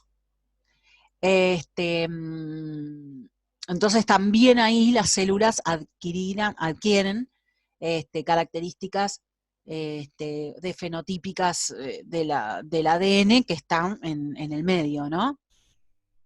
Y la transducción es la transferencia de material genético, pero de una célula a otra, pero por un virus. O sea, un virus, que lo vamos a ver un poquito más adelante, en la transducción, un virus inyecta su material genético que puede provenir de otra bacteria. O sea, un virus infecta una bacteria, ese material genético queda, ¿sí? en la bacteria, aparece un ciclo que se llama lisogénico, que los genes quedan en la bacteria y la bacteria no se rompe, no muere, y después se liberan virus con el material genético de esa bacteria. Entonces ese virus va a otra célula y le inyecta el material genético de la otra bacteria. Entonces se transmite a través de un virus. Eso también puede pasar. Entonces, 3 tipos. Aparte de la bipartición, las bacterias pueden tener conjugación, transformación y transducción, que eso obviamente no pasa en eucariota. ¿Se acuerdan los micoplasmas, que eran toda la excepción? Los micoplasmas son grupos, ¿no es cierto?, que en el filo Firmicutes de las bacterias son filos, son grupos de bacterias gram positivas que no tienen pared celular. Entonces pueden cambiar de forma, etc.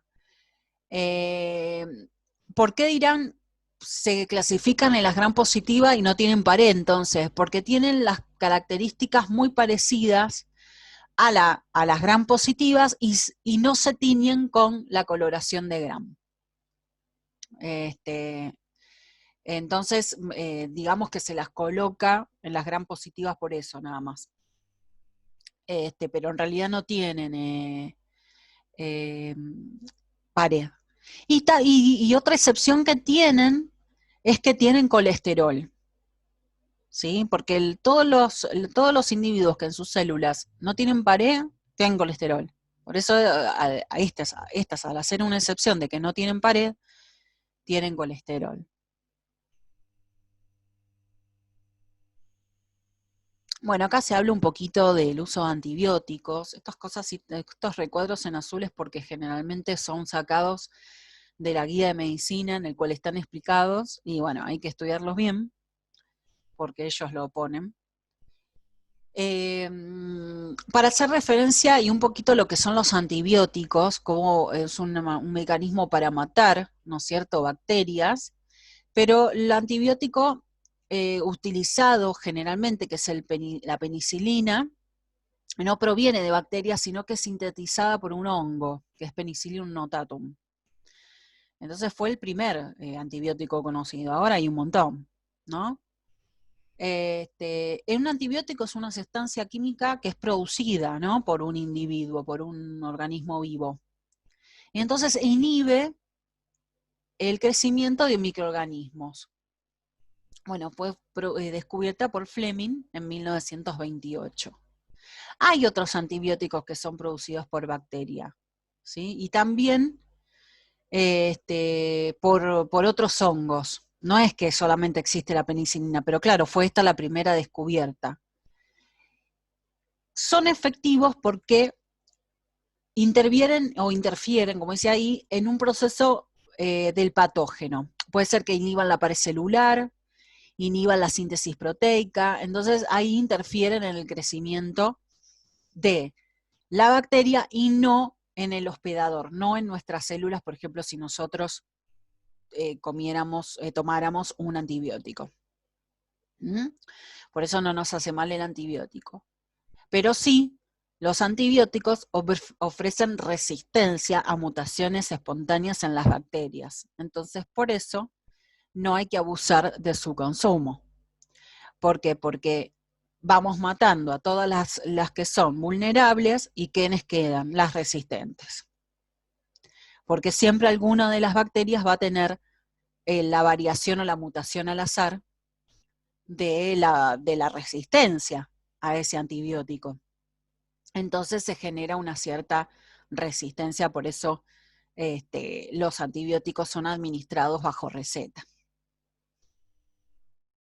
Para que vean la diferencia entre antibióticos o sus efectos y que son el primero producido, digamos, fue la penicilina. Descubierto, no producido. Bien, me voy a ir al cuadrito porque a mí me gusta explicar la nutrición con el cuadrito. Esta es la parte nutritiva, que un poco habíamos visto. Yo les comenté que las bacterias, el dominio bacteria generalmente es heterótrofo y los arqueobacterias son autótrofos, pero dentro de ello tienen nombres, ¿sí?, de cuál es su fuente de energía, cuál es su fuente de carbono. Así que veamos lo que está en este cuadrito, bastante lindo, con el tipo, ¿sí?, de nutrición, organismo, fuente de energía, fuente de carbono y dadores de electrones. Fotolitótrofos. Si dice fotolitótrofo, la primera parte que es foto quiere decir luz. O sea que la fuente de energía es la luz solar. Ya son foto, ¿sí? Litótrofos es que la fuente de carbono es el dióxido de carbono. Por ejemplo, las plantas, ¿sí? Lo que pasa es que ¿cómo decirle? Estos nombres son para las bacterias, pero las plantas podrían decirse que son fotolitótrofas, porque ¿qué sacamos nosotros? Que de las plantas, ¿de dónde realizan la fotosíntesis? El dióxido de carbono. Su materia prima es el dióxido de carbono, la luz. Pero ¿qué utilizan solamente? El agua como dador de electrones, que lo vimos en fotosíntesis. El agua. Pero en este grupo no está metido solamente aquellas bacterias que utilizan el agua, como las cianobacterias, sino también aquellas que utilizan la luz, el dióxido de carbono, pero también no el agua, sino que otros dadores de electrones, como el sulfuro de hidrógeno, como bacterias purpúreas y verdes del azufre. Entonces también están metidas otras que no utilizan el agua, sino otras sustancias. Entonces se llaman fotolitótrofas. Las fotoorganótrofas también utilizan la luz, como fuente de energía. Pueden también utilizar como fuente de carbono para producir, digamos, sus, qué sé yo, sus compuestos orgánicos de otros compuestos orgánicos. Por eso dice fuente de carbono, compuestos orgánicos y dióxido de carbono. O sea, no solamente el dióxido de carbono, sino que también moléculas orgánicas. Y los dadores de electrones pueden ser alcoholes, ácidos grasos, aldehídos, cetonas, por eso dice etcétera, cualquier ésteres, cualquier otra sustancia orgánica. Eso se les llama fotoorganótrofos. Ejemplos son las bacterias purpúreas y verdes que no son del azufre, sino que son no sulfúreas. Son otras bacterias que se llaman purpúreas y verdes, no sulfúreas.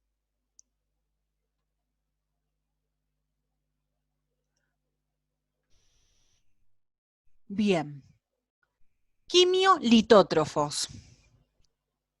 Son las clásicas, ¿sí? Estas son las clásicas autótrofas, pero que su fuente de energía no es la luz, sino que son reacciones químicas de oxidación y reducción, generalmente aeróbicas. O sea, son reacciones químicas, ¿no?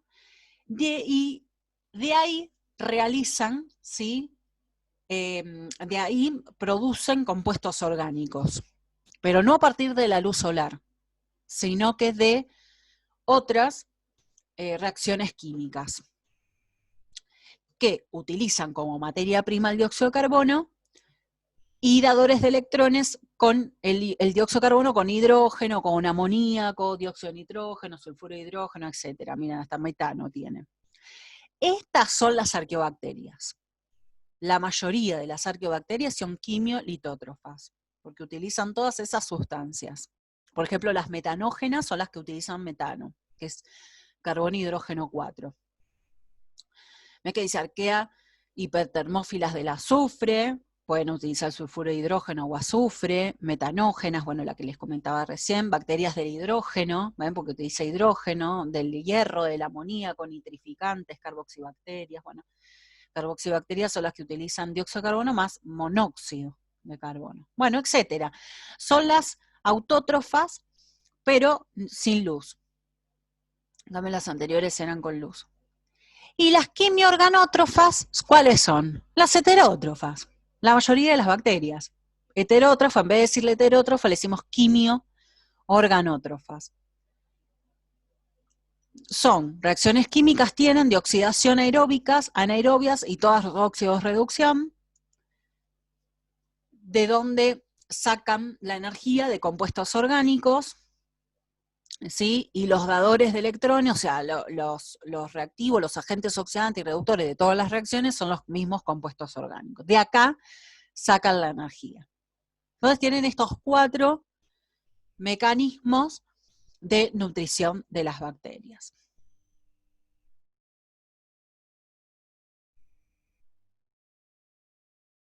La ecología, ¿sí?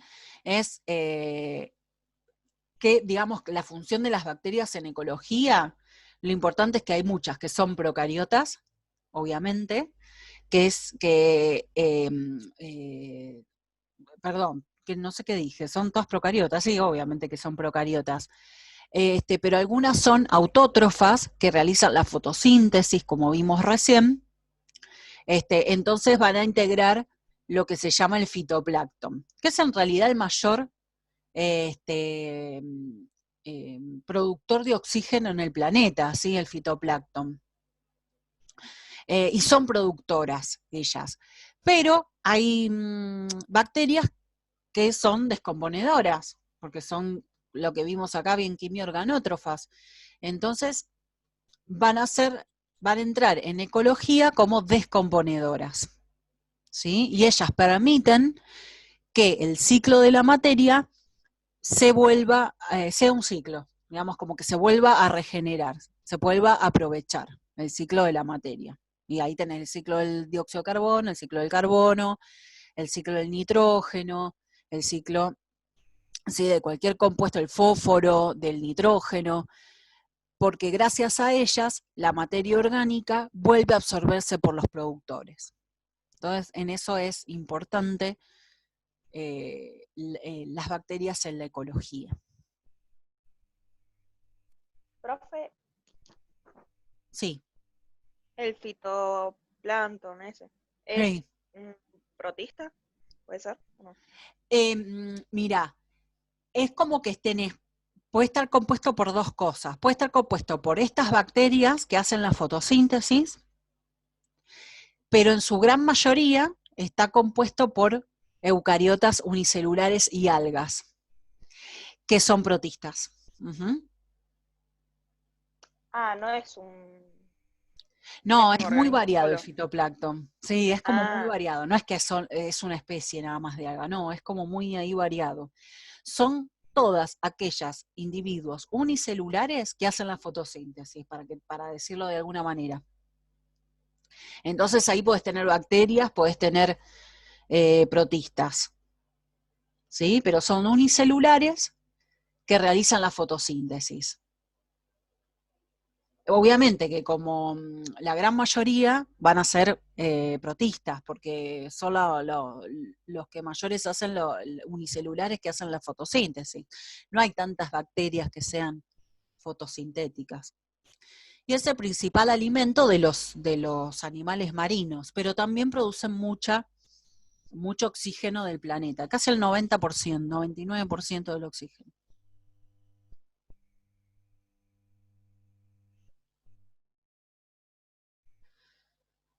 Bueno, cuadrito para diferenciar un poquito los dominios con sus características, para estudiar, ¿sí? Como para repasar. Bacteria, entonces, tenemos algunos ejemplos, como termotegales, flagobacterias, cianobacterias, bacterias purpúreas. Bueno, estaban todas mencionadas anteriormente, es como un resumen esto nada más. Bacterias gram positivas, bacterias gram negativas, dice bacterias verdes que no son del azufre, no sulfuria, bueno, etcétera. Características: células procariotas, obviamente, membranas lipídicas compuestas de diésteres de diacilglicerol, que era el glicerol esterificado, es el fosfolípido, clásico fosfolípido, ¿no? Que son los dos ésteres que tienen los ácidos grasos, de diacilglicerol. Sería el nombrecito. Diacil porque son los dos ácidos grasos y el glicerol porque se unen al glicerol. Y el ARN ribosómico es una subunidad pequeña, ¿sí? Que es 16S, tiene justamente, que está formada por ARN ribosomal también, y posee un bucle, tiene como una formita diferente, eso no lo habíamos visto porque, bueno, no lo tomamos mucho, pero bueno, como está mencionado acá porque es una diferencia entre la bacteria y la arquea, así que mencionémosla. Tiene como un buclecito, una diferencia en la estructura entre las posiciones 500 y 545 de los nucleótidos del ARN ribosomal.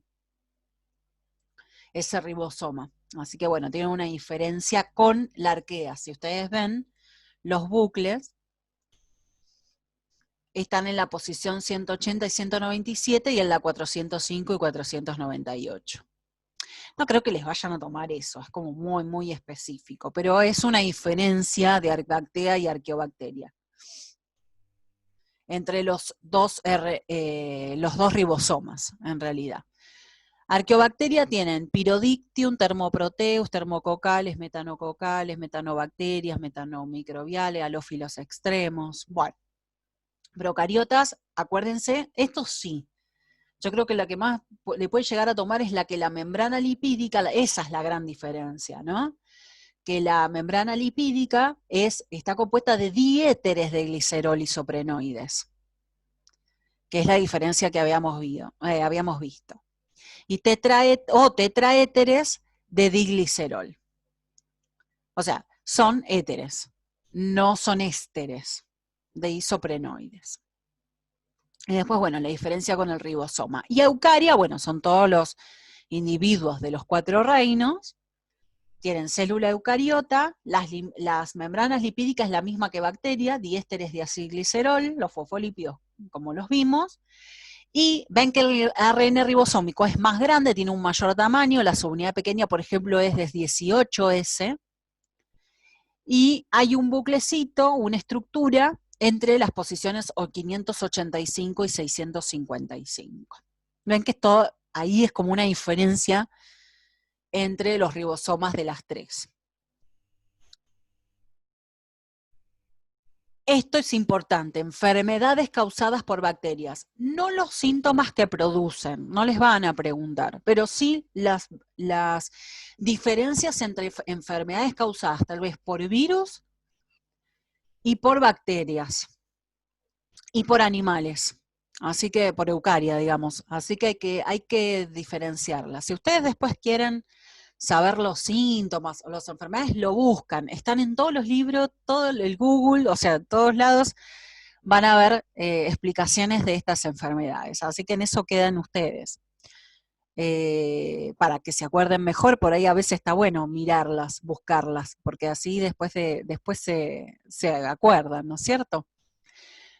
Bueno, ahí la difteria la produce Corynebacterium diphtheriae, la meningitis en niños, Amiophilus influenzae, Clostridium botulinum, bueno, el botulismo, hay unas que son las que más toman, que son las más comunes.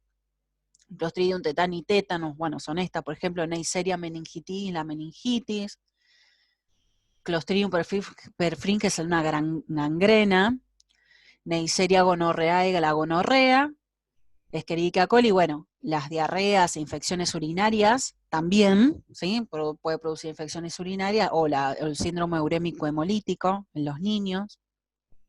La tuberculosis, que se le dice bacilo de Koch como nombre común, pero es el Mycobacterium tuberculosis. Treponema pallidum, que es la sífilis, es una bacteria, una enfermedad de transmisión sexual. Bacillus de Hansen, la lepra. Salmonella tifi, la fiebre tifoidea, y Streptococcus pneumoniae, la neumonía.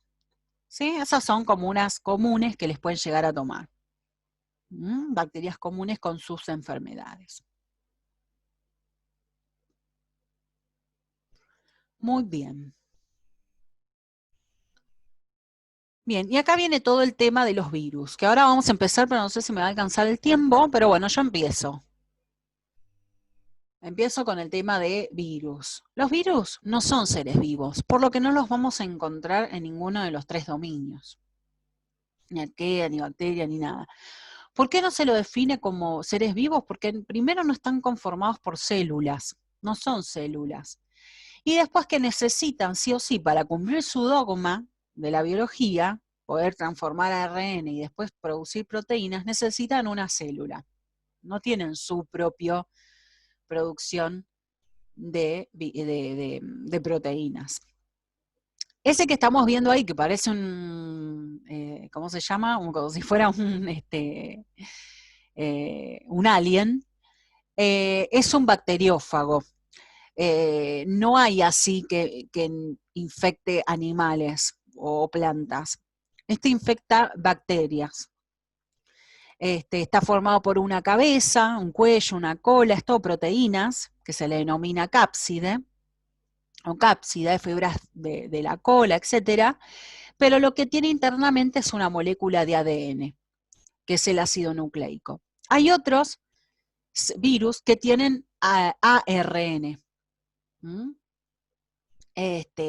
O sea, que los virus pueden tener ADN o ARN, no pueden tener los dos, ¿sí? Ni tampoco nada, porque si no sería un virus, sino sería un prión, ¿sí? Que todavía están muy estudiados, que son solamente proteínas.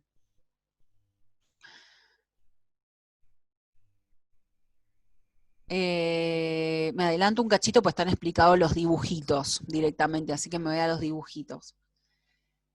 Los virus pueden producir un ciclo lítico, que es justamente la imagen de la izquierda, un ciclo lítico o un ciclo lisogénico, que yo les comentaba recién, ¿sí? El ciclo lítico y ciclo lisogénico.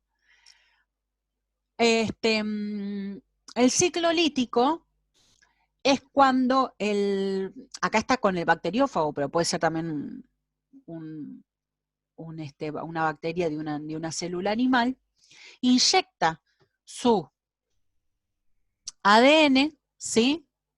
Y directamente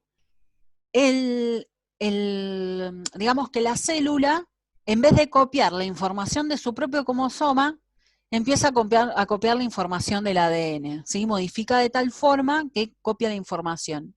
Encima, produce cápsides, toda la proteína del virus, en vez de su propia proteína. Entonces se produce un ciclo lítico. Lítico significa rotura. Entonces rompe y salen todos los bacteriófagos con su propio ADN, que sería el rojito. El cromosoma bacteriano se rompe.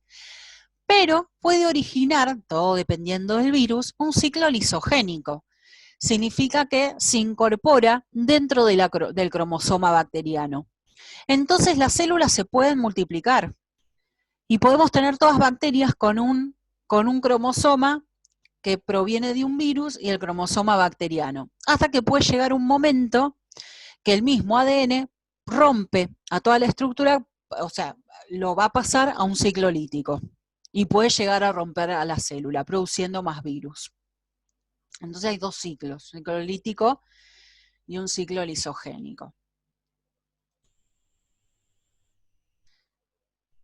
Y esta es la clásica traducción, ¿se acuerdan? La traducción que decíamos que se utiliza en el laboratorio para pasar información genética de una célula a otra a través de un virus, ¿sí? Hay una traducción que es general y una traducción que es especializada.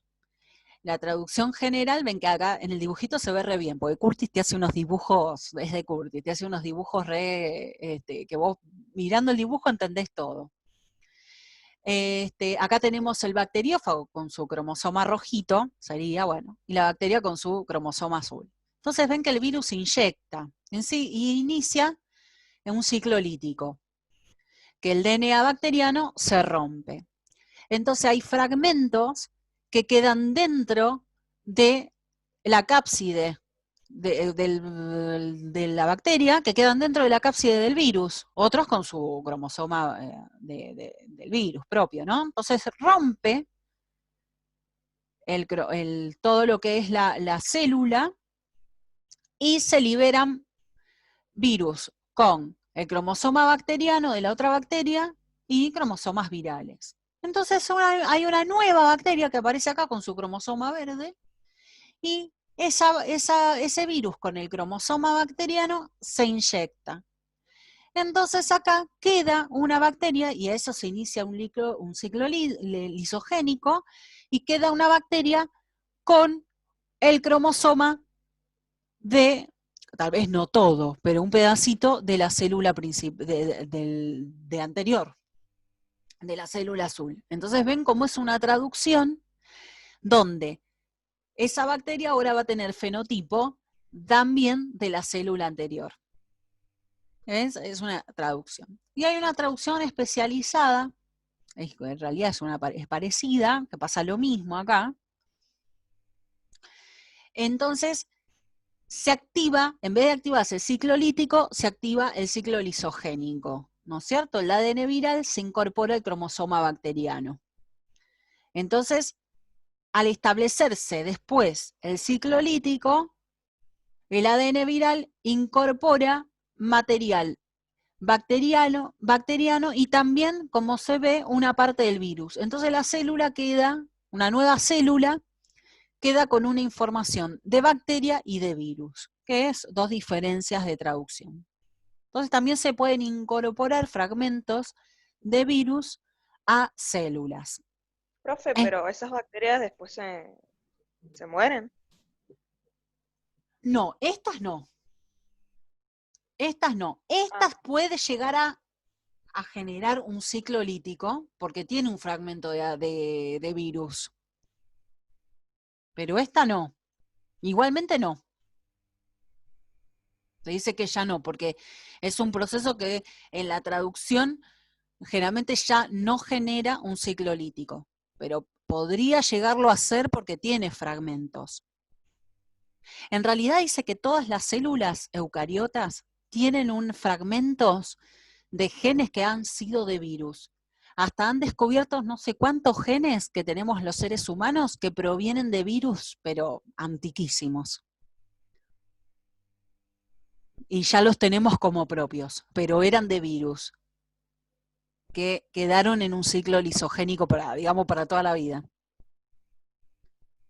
O sea, es más normal de lo que pensamos, que queden restos de otros individuos en nuestro ADN y también restos de virus. ¿Cómo se estudia? Y mayormente en una bacteria, ¿no? Pero ¿puede pasar en una eucariota hasta de un ser humano? Sí, también. Bueno, ahí lo tienen todo explicadito. No sigo porque me quedan 5 minutos, así que les digo más o menos hasta dónde pueden ir con el trabajo práctico, así se ponen a hacerlo. A ver, hasta acá, bueno, acá lo pueden hacer, penicilina. Hasta acá, hasta el 18.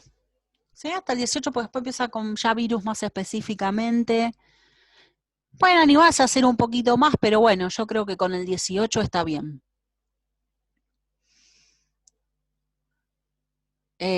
Así que bueno, eso sería de tarea, ¿sí?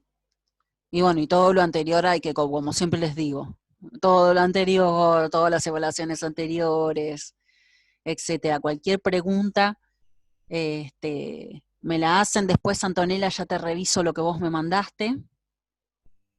Después te lo mando. Así que me pueden hacer lo mismo, mándenmelo cuando puedan y yo se los reviso. ¿Sí? Por ahí no hay al toque, pero en algún momento se los reviso, ¿sí?